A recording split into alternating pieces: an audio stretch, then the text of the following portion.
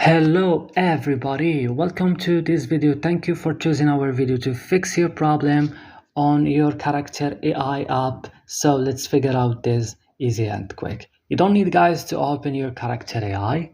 Just go directly and open your settings of your phone.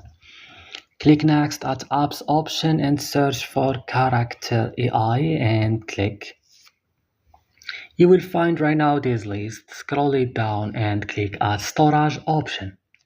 Click just clear cache and right now back, click on force stop and click OK. Click also on battery and try to make it on optimized mode as I'm doing. Go to Play Store or App Store if you use iPhone device. Here you should update your Character.AI if you found the update is available. Now guys, restart your mobile phone and that's it. So hopefully don't forget to like and subscribe in this channel. See you next video.